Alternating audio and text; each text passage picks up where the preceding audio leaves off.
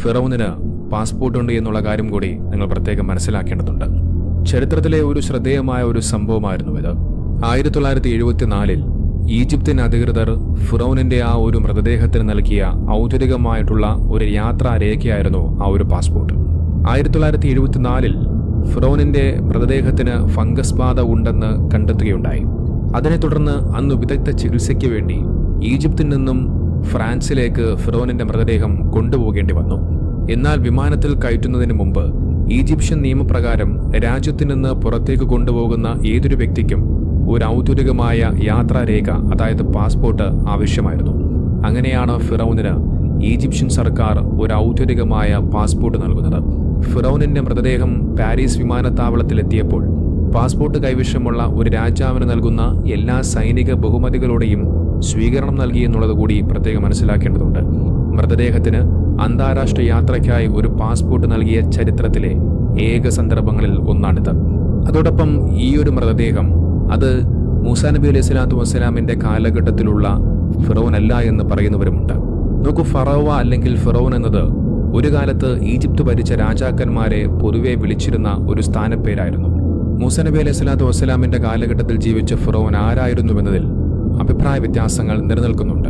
പഴയകാല മുഫസ്സിറുകൾക്കിടയിലും ആധുനിക ചരിത്രകാരന്മാർക്കിടയിലും ഈ അഭിപ്രായാന്തരങ്ങളുണ്ട്.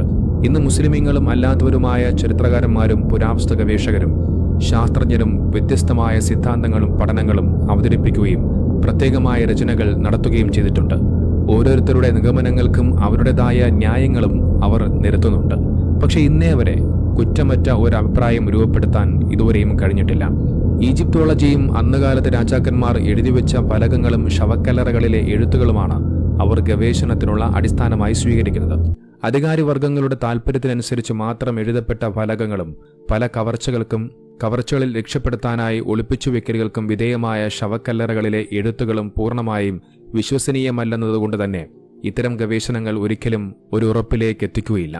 മൂസാ നബി അലൈഹി സ്വലാത്തു വസ്സലാമിന്റെ ജനനസമയത്തും ശേഷവും ബനു ഇസ്രായേലിനെ കഷ്ടപ്പെടുത്തുകയും അടിച്ചമർത്തുകയും ചെയ്ത അതേ ഫിറൗൻ തന്നെയാണ് ഈജിപ്തിൽ നിന്ന് രക്ഷപ്പെട്ടു പോയിരുന്ന മൂസാ നബി അലൈഹി സ്വലാത്തു വസ്സലാമിനെയും അനുയായികളെയും പിന്തുടരുകയും ചെങ്കടലിൽ മുക്കിക്കൊല്ലപ്പെടുകയും ചെയ്തുവെന്നാണ് ഖുറാനിക ആയത്തുകളുടെ സൂചനകളിൽ നിന്നും തഫ്സീറുകളുടെ വിശദീകരണങ്ങളിൽ നിന്നും നമുക്ക് മനസ്സിലാക്കാൻ കഴിയുന്നത്.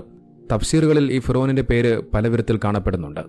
കൈറോ യൂണിവേഴ്സിറ്റി പ്രൊഫസർ ഡോക്ടർ റുഷദി അൽ ബദറാവി തന്റെ ആരാണ് മൂസാ നബി അലൈഹി സ്വലാത്തു വസ്സലാമിന്റെ ഫിറൗൻ എന്ന ഗ്രന്ഥത്തിൽ ആധുനികമായി നിലനിൽക്കുന്ന 10ഓളം നിഗമനങ്ങളും അവയുടെ വക്താക്കളും അവരുടെ തെളിവുകളും വിശദീകരിച്ചതിന് ശേഷം ആ ഫിറൗൻ റംസീസ് രണ്ടാമനാണെന്ന് സ്ഥിരീകരിക്കുന്നുണ്ട്.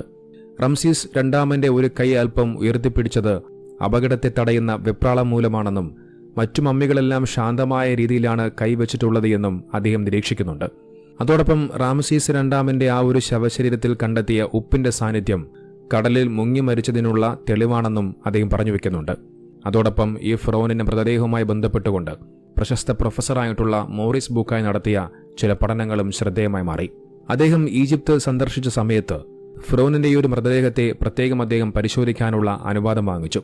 തന്റെ സഹപ്രവർത്തകരോടൊപ്പമുള്ള ആ ഒരു പരിശോധനയിൽ മ്യൂസിയത്തിൽ കിടക്കുന്ന ആ മമ്മിയുടെ മരണകാരണം തിരമാലകളേറ്റ ക്ഷതമായിരിക്കുമെന്ന നിഗമനത്തിലേക്കാണ് അദ്ദേഹം എത്തിയത്. ആ ഒരു കണ്ടുപിടുത്തം ആ മനുഷ്യനെ വല്ലാതെ ഞെട്ടിപ്പിച്ചു കളഞ്ഞു. അതിനുശേഷം പിന്നീട് മോറിസ് ബുക്കായ് ഇസ്ലാമിലേക്ക് കടന്നുവരികയും ചെയ്യുന്നു.